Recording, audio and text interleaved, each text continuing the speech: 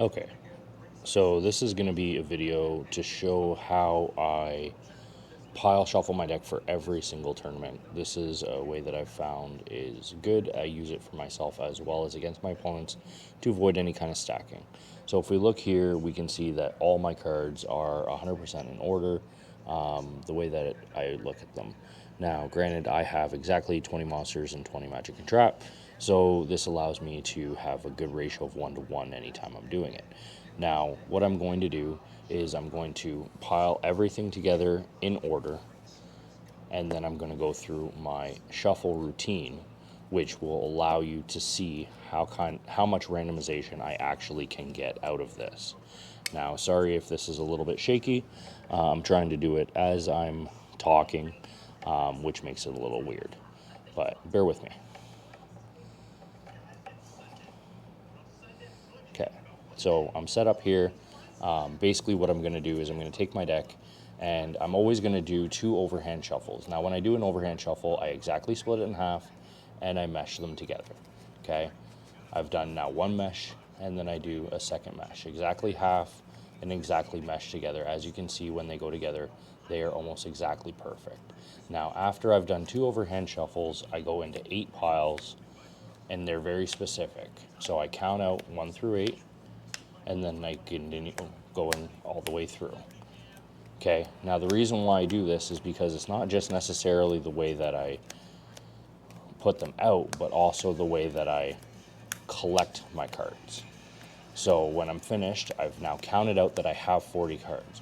Now I'm always going to start with pile 5. I'm going to put that on the bottom. Then I'm going to go pile 1, then pile 6, then pile 2, then pile 7, then pile 3, then pile 8, and then final pile 4. Now from here, again, I'm going to take the deck, I'm going to split it in half, I'm going to exactly mesh them together once, and then I'm going to mesh it again together twice.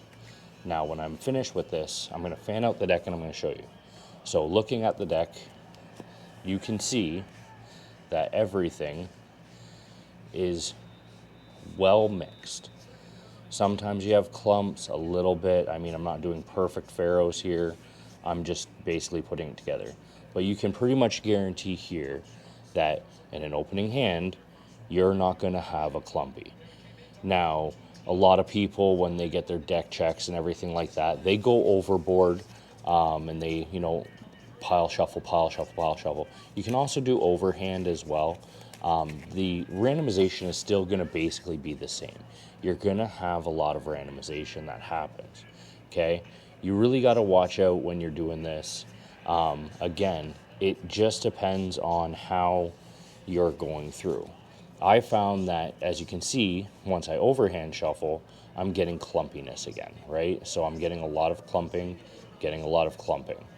But when I do the pile shuffle with the 2 meshes, everything seems to go well. So now that I've taken a clump deck, I'm going to do it a second time, okay?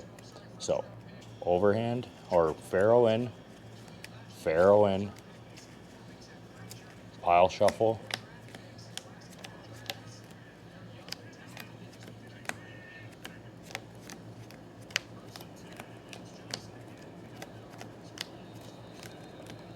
so this is like the same as if I'm doing it to my opponent's deck, because I want to make sure that everything is the same. And again, you start pile 5 on the bottom and you just keep collecting all the way through. And I just practice this over and over again. I mean, there are different ways of doing it, and I'll show you here in a second, to where you can basically exactly take that through.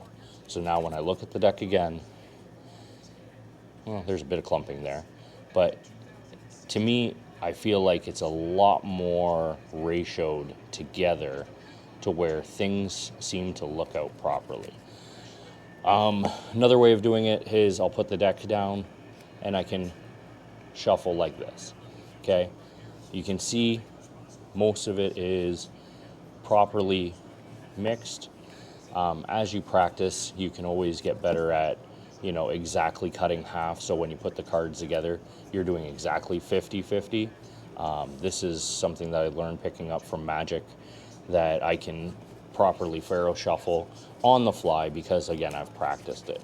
But when you do that, you know, you're really just actually randomizing your deck to a degree of which you can. Is clumping possible? Yes. There's nothing you can do about it. It happens, but when you can sit here and you can follow the same steps over and over again throughout a complete tournament, I have had more success with randomization of my deck without clumping than I've had not. And those are all the things that we just have to kind of pay attention to.